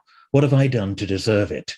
And I think there can be a crisis with that sense of entitlement versus the sense of achievement. Yeah. And the Capricorn sixth house of Venus, Mars, and Saturn, it's obvious that the crisis of the Pluto and the Scorpio, the sort of diffuseness of the Pisces, at work, he can be trained. He can work hard with that Capricorn sixth house emphasis here. And so this is somebody that probably needs a structure to go to work, to be told when to clock in, what to do. The rest of it, and without that, without a mission, or at least I'm representing the firm, very Capricorn, he may be without that particular guidance. Yes, known as Randy Andy, at the beginning he was the attractive royal and dating Kustark, and he certainly found his Pisces through her, the glamour, the ex-porn star, the photographer, all very Pisces images. And of course, his midheaven, which is what we're known for, our reputation, how people name us, see us, is in Aries. So that Randy Andy and that sense of being the one who's going to have a party, the party boy. So the Leo Aries combo is very much about the individual journey, as Richard says, but there's so much depth, crisis, power, seduction in the rest of the chart. It's fascinating how this has really come to the surface. The key that I was looking at was the Sun in Pisces opposite Pluto, which I think we should speak about a little bit more. Just to add a few things, I think Sun-Pluto people, when you have an aspect between your Sun and Pluto, there's often an experience of either a crisis or a situation that is humbling. And that might be through a Pluto transit, which we'll look at in a moment, or it might be something that forces us to resurrect, to morph into something new. And he's a Sun-Pluto opposition. So in a way, the invitation of his life is to do that for other people. Oppositions are what we receive from others, but also how we can empower other people. He's born 10 days before the very famous NLP self-help guru, Tony Robbins, who has that Sun Pluto opposition. And you watch that as with that very insightful, deep, transformative process, that big drama that Tony Robbins is so good at stimulating in people. We don't see that with Prince Andrew. We see it at the moment, his involvement of Sun Pluto with the powerful who impact him, and him perhaps being invited, seduced by glamour, by power. the thing about Pisces, of course, is that it can feel victimized, it can live in denial, and it can feel persecuted by life. So the transits that we'll look at in a moment, I'm sure, I think are going to reinforce the idea of what have I done to deserve this, a sense of persecution, rather than a sense of enlightenment and understanding and digging deep and exploration, which is often what Pluto's about. Pam, would you like to say anything about the Sun-Pluto, or move into the Pluto transits? Yeah, I'll move into the Pluto transit in a moment. Just really to pick up on some of that discussion, which is wonderful. I really look at that Capricorn energy as about status and reputation being so important. And having that, because Saturn is semi-square his sun, as he grew up, he had to behave in a certain way, which was, very traditional, obviously, extremely conservative, fulfilling the duties of the royal family. And yet, where was he? Because I see Chiron conjunct his sun as almost like a polo mint. There's a hole in the middle, that it's very hard to find a sense of self or center. You're going through, a role or, a set of protocols without really finding self.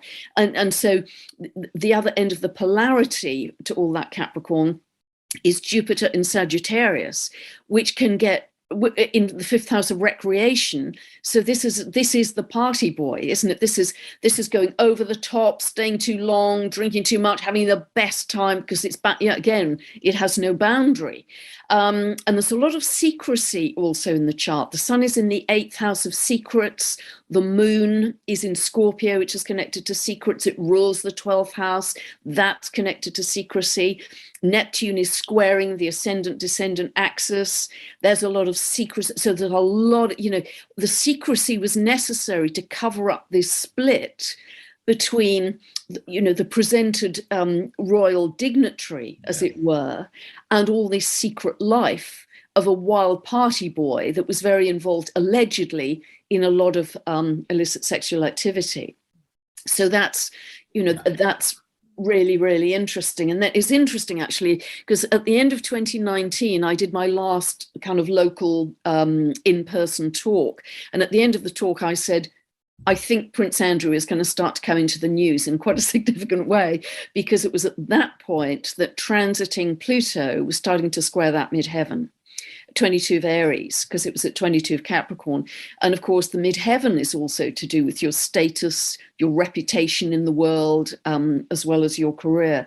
And so that was starting to happen in late 2019 and all the way through to the end of 2020. If we go with the later birth time of 3:38 p.m., then that is still just about operational now. But even without that birth time, if we stick to the 3:30 birth time, other aspects have taken over from that. Shall I keep going on that, Frank?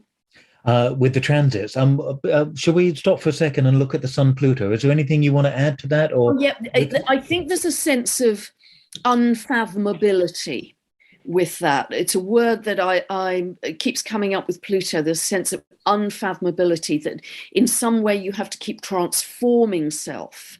And you can't even find the reason why. It's unfathomable, but it's almost like a pressure cooker effect to keep on changing self and growing beyond what you were born with. But of course, it can also be extremely sexual. It can deepen the sexual urge because Pluto rules Scorpio. And so that can lead you into some pretty murky territory. Pluto, for me, also is connected to underhand, taboo, criminal sexual activity as well. It can manifest in that way in its shadow side. And so, with these polarities in the chart, it would have perhaps been very understandable if he was drawn into such activity that, there's potential in the chart to do that for sure. Thank you. And Richard, yeah. If you take the sun as the urge towards manifesting your deepest potential while you have life, the sun is life. The sun is the life force. Alan Leo called it the life bringer. It brings life to us. It's light.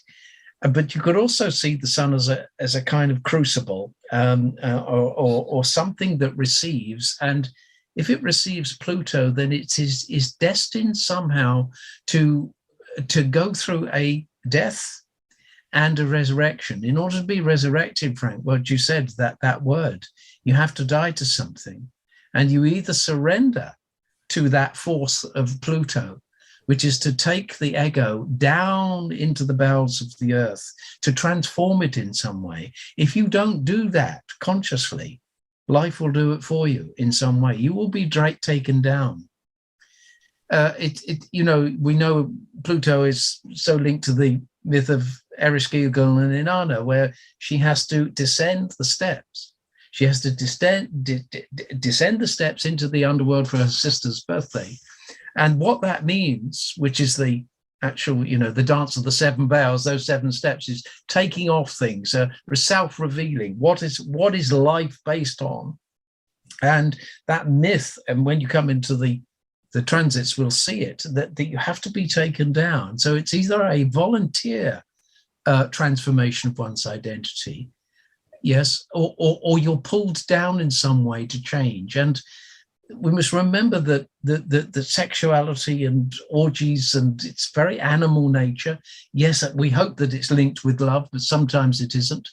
And when you descend into that, you descend into an animal part of the nature. It's very Plutonic, it's very Virgoan, it's very earthy, and you descend into that realm of pure sensate experience, which is wonderful for pleasure and wonderful for release of emotions and so on. But if you've got no other way of transforming your life, as I said before, you have to keep on doing it. It's as if you have to go back to that instinctual subconsciousness with another person in that orgiastic state of some kind. It's pure pleasure, and that absolutely right, Pam. There's the party goer of that Jupiter. Yeah, this is the Air Miles Andy, isn't it? Over the hills. Ruler of the ninth house. Where do I belong? Where do I belong? Everywhere. I'm here. I'm there. I'm everywhere. So I just wanted to say about that Pluto that we all have to find our own way with Pluto. It's a force and pattern beyond us, which takes us to transform our identity. And it can often feel like a death, and it often feel it's done by shame, it's done by revealing, it's done by uncovering. And this is deeply, deeply disturbing to a sun in the eighth, which in a way has concealed his true identity. Absolutely right, Pam. He's concealed it. It's behind the veil.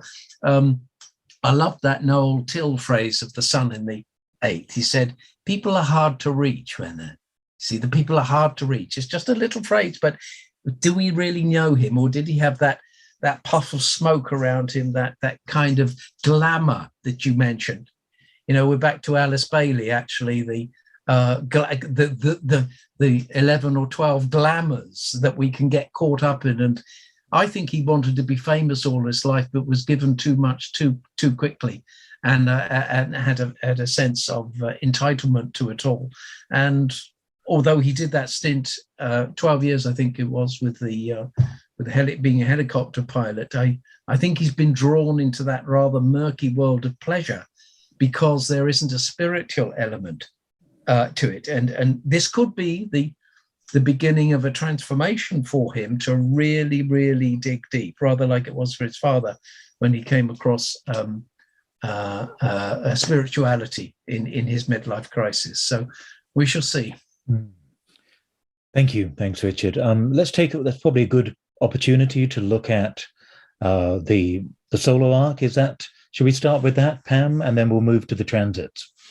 Okay, yeah. Now, in terms of solar arcs, let me just see, because what is very interesting is, and yeah, you've got it there clearly, Frank, the solar arc Venus is just on the world axis. And when that happens, it means that principle, i.e. females in his life, as it were, becomes visible. that principle becomes visible to the world, as it were. 0° Aries point. Yeah.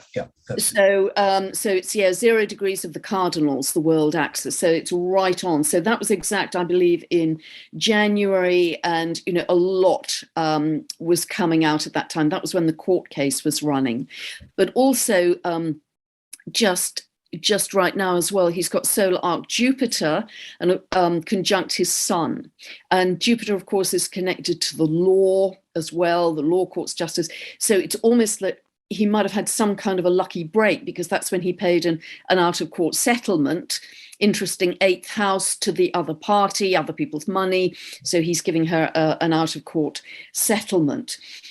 However, I think there's more to run with this, because he's also got coming up solar arc moon conjunct Mars, and that will become exact, I think, in June.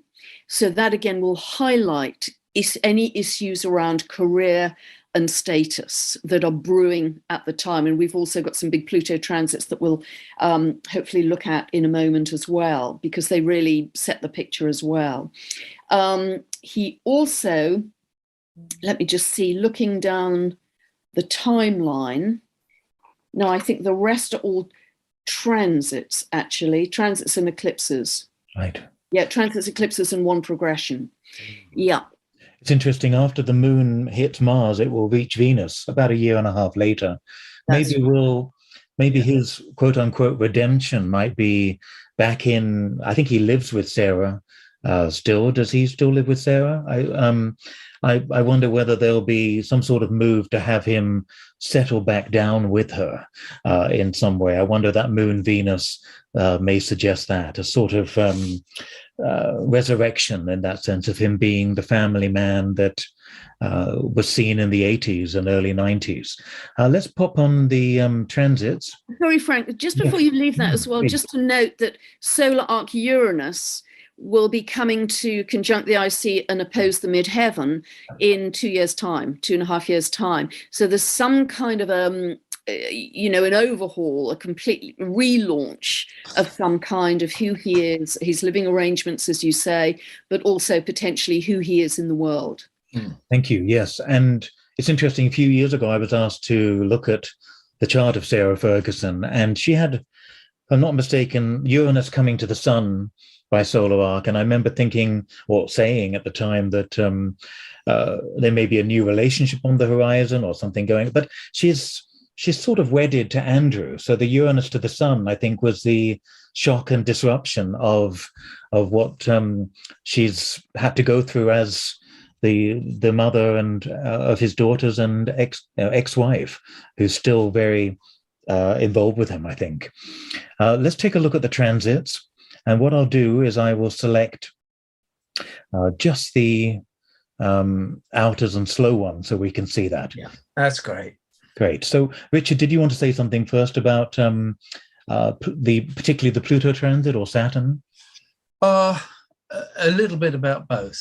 From a purely kind of predictive place, we have Saturn, the greater malefic in medieval and traditional astrology in the 7th house. In other words, it's coming through other people. He feels put down, he feels oppressed, he feels a certain sense of injustice, perhaps, and a pressure from all of those Saturnian people beyond him, i.e. the firm, as you keep on putting it. So maybe he didn't want to settle out court, but because it's the Platinum Jubilee, I think he feels under the pressure of the other. Yes. He may have been helped out with the money by the other, just to kind of flatten things down and so on. So on a very mundane point of view, when we're predicting things, we can see this there. But what this also means is he has to come to terms with his own relationship life. It's been a pull down. He can't get away with this kind of party Jupiter in Sagittarius anymore on the 5th. He's had to become very serious. He's had to become very solid.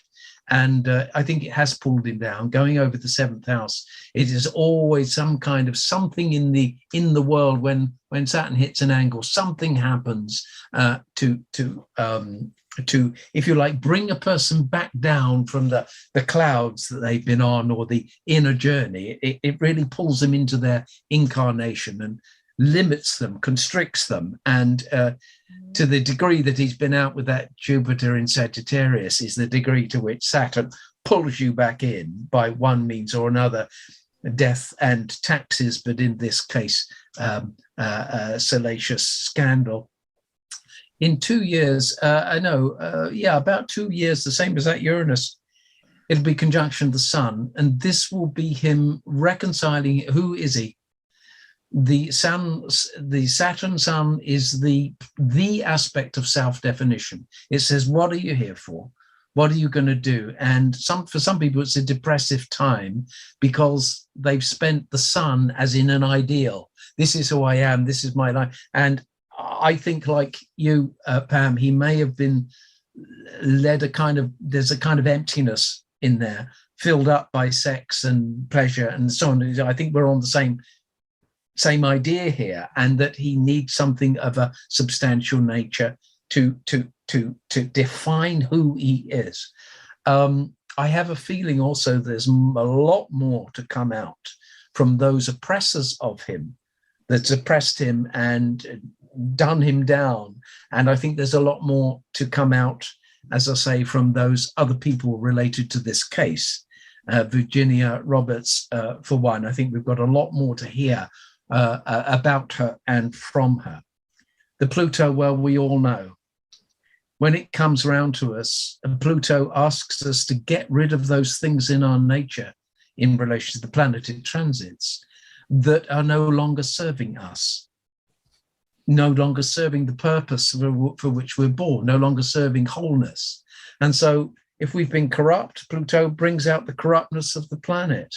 And in this case, it's Mars. His reputation, rule of the 10th, is damaged. It's to do with his sexuality. It's to do with his position, status in the world, and also his sense of running away from a duty to which he was born, which is not necessarily a confinement, which is, I agree with Pam. It's as if he's got this one half of Jupiter, fire, air, Uranus in the first house rebel, and yet he is born into a family in which, unless he obeys a certain dutiful framework, a control, no father figure is ready to guide him, then it's run wild. So this is a call back, I think, to a deeper sense of his purpose in life as a member of the royal family, how he is going to come back, how he's going to resurrect himself, which is a great word, I think.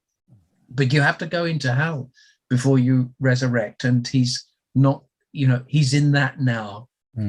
But what we can say is, if you see an outside event like this, so very clearly described by the horoscope, Pluto pulling him down, exposing him to and the rest of it, you know that in some way it's right for him, because it's shown by astrology. What's happening inside the outside world is shown by the symbolism of this astrology very clearly. So there's a coincidence of outer showing and an inner core, if you like, to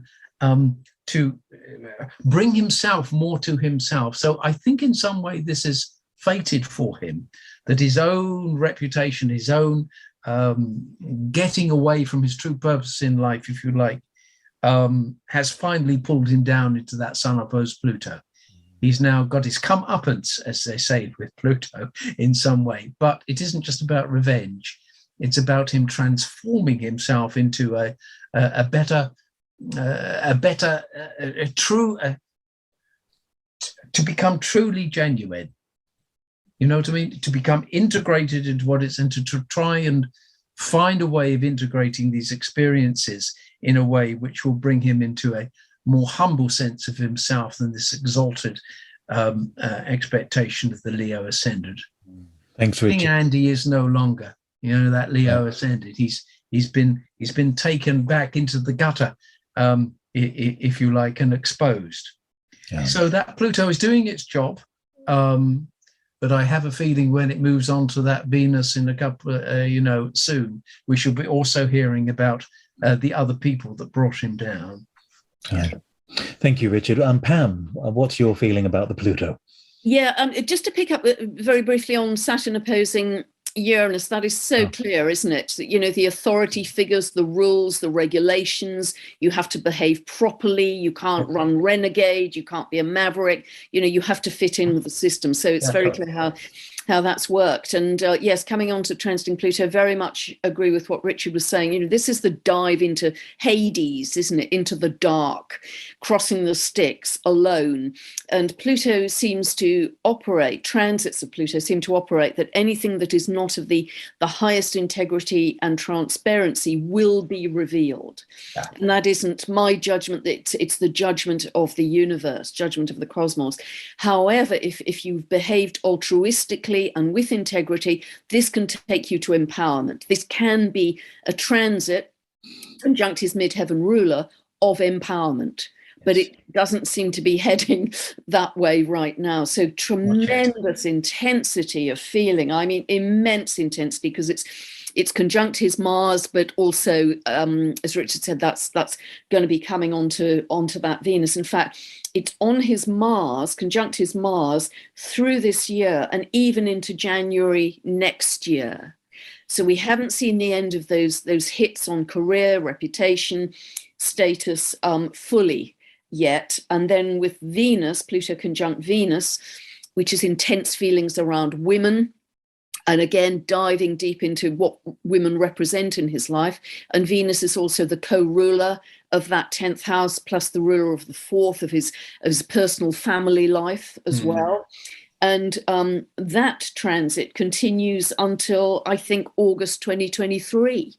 So I think we still have a lot to come in that respect. I very much agree with Richard. Also, all through this year, he has the secondary progressed moon moving through his 8th house. And this, to me, is a time when almost, if things have kind of gone astray a little, it can feel like purgatory. You can feel very alone. You're digging deep into your own sort of private life around issues of the 8th. But to me, the 8th is also about issues of power. Where has power been used in the world externally to you, but also how you have used your own power? Have you used it well, again, with integrity, or have you misused your power? So that secondary progressed moon in the 8th, I think, is very, very revealing.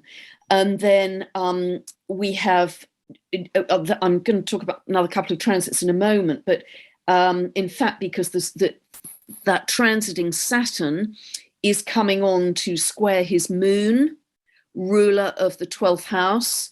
And the 12th house could be considered, again, secrets, or in old astrology, self-undoing even. And that's going to be running from May this year through to February 2023. Again, issues with women, could be issues with mother, the queen. It can be a feeling of great introspection. And have you spent too much time maybe on your personal life and not enough in your outer world activities, or the other way around? There's a kind of introspective rebalancing of life priorities with that. But also he has Chiron semi-square his sun, which is his chart ruler, again from May through to March 2023. So we've got quite a lot running here.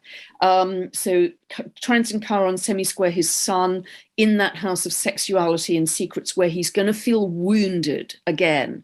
He's going to feel wounded. He may feel it's unjust, it's not fair, it's not right, but nevertheless, it's happening. That's, as I say, from May until next March.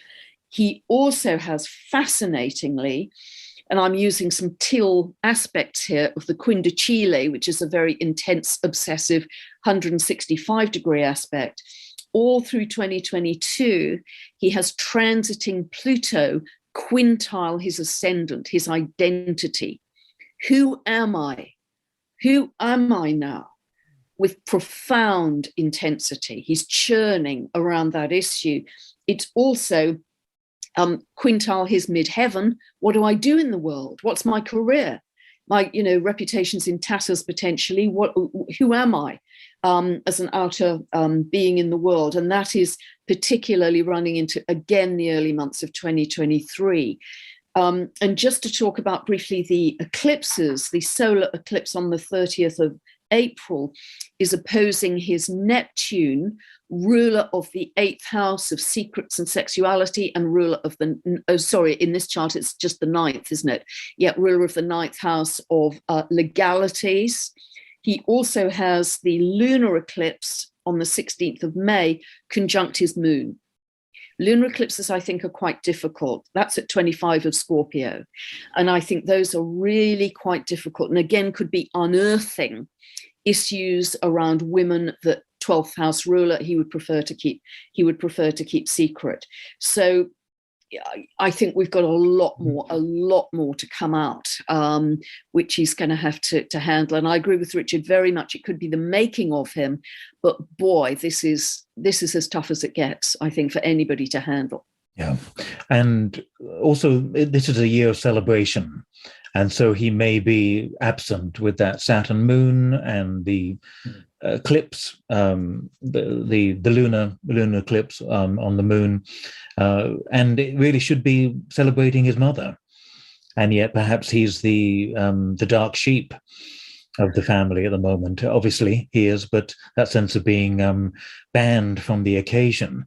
The other thing that, apart from the Pluto transit, that I noticed is that I use equal houses, and the transiting Uranus at the moment is on the zenith point, which is exactly square the ascendant descendant, and that's been there back and forth. It's really seen him lose all the different titles, the different there's a real sense of him being banned, him being cut off in that Uranian way, work-wise. Of course, his ex-wife was famous for making him a royal for hire, and there will be people that will be happy to hire him for talking about perhaps, giving speeches and giving different maybe that's the way forward for him. But certainly Uranus moving into the equal 10th would suggest a new career, a sense of being cut off from the previous one. The other thing that reminded me of the Pluto transits was the idea that Pluto being linked to authenticity, which you both mentioned, of course, and the resurrection, but the idea of nemesis as well, and Pluto being the avenger of hubris, being the punisher of extreme pride. And that's what we're seeing. That's what we saw in the 2019 interview. He was picked up for not apologizing to or empathizing with the victims, and at the moment there's a detachment between what people are needing him to feel and what he's showing. So the Pluto transit, I think, really brought that into focus. I think it was Liz Green that said anything that is buried deep down in the cellar has a way of burrowing under the house and ending up on the front lawn during a Pluto transit. And I think that's what we're seeing. Any final words from either of you? Yeah, I'd just like to pick up on that when you're dealing with transits, often you're dealing with the natal position. The natal position seems to be there for life. It's an issue. It's a pattern that develops, and the transit somehow develops the natal position. So we can see all of this stuff that we've been talking about.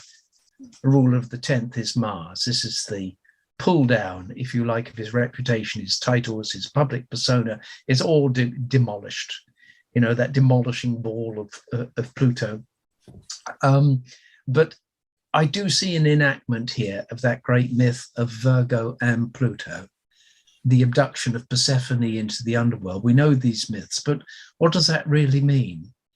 It means the loss of a certain kind of innocence in him, that he can no longer play that naive innocence that he's been found out in a way. But the fate of Persephone is to rise again. And that isn't necessarily belonging to Pluto itself, but of the products of Pluto. The results of Pluto's influence is that the female can come back up, and she will always be wedded to to Pluto, god of the underworld, but she comes back up and nature is there again and it blossoms again, but then there's a winter. So there's a sense here, if you like, that at the nub end of this, if he can get through it, if he can take the lessons, if you like, find a way of absorbing all of what has happened to him, that he will be resurrected, he will come to the surface. And I wonder if he will learn eventually to be able to apologize for the things in his own nature. Not as in mea culpa, I mean, we're all culpable for something or another, but that humiliation of the Saturn, the humiliation that the Pluto has pulled. And I wonder whether I really do think he needs to, in some way, learn to do that. Apologies to his family, apologies to those other people for the things that he's caused. But of course, politicians have a terrible thing with that, don't they? They never apologize just in case they're caught legally. So he may be caught in that mess. But I'm talking about being humbled, if you like, before the greater powers than he that have pulled him down, or which he's unwittingly given himself to. Thank you. Thanks, Richard. Any final words, Pam? Yeah, just a couple, really. You know, it's so interesting, isn't it, with the myth of Persephone linked to the transit of Pluto, that Persephone was kidnapped as a young maiden. Yeah. And I think somehow that seems very relevant to this whole situation. Well, exactly. But the the cosmos will always give us opportunities for turnaround, and Pluto really is offering that transformative opportunity, not only to dig deep, but to come back up to the light, following that myth, and be transformed, be wiser, deeper, kinder. And so the universe is always giving us those with the transit potentials. Yeah. Thank you both. And Virginia Roberts, has her Mars at 27 Cancer, directly opposite that. I didn't know that. And also her ascendant is 11 degrees Leo, which a lot of people have mentioned. So it's fascinating how intricately connected they are in ascendants and also in Mars-Venus connections as well. So thank you both. I hope everyone's enjoyed that. That's been quite a revelation, and truly appreciate your time on that. Thanks to my co-host Richard Swatton and to our special guest Pam Gregory. You can find us on www.astrologysquad.com, and we look forward to seeing you later, another time. Thank you. Bye-bye. Bye.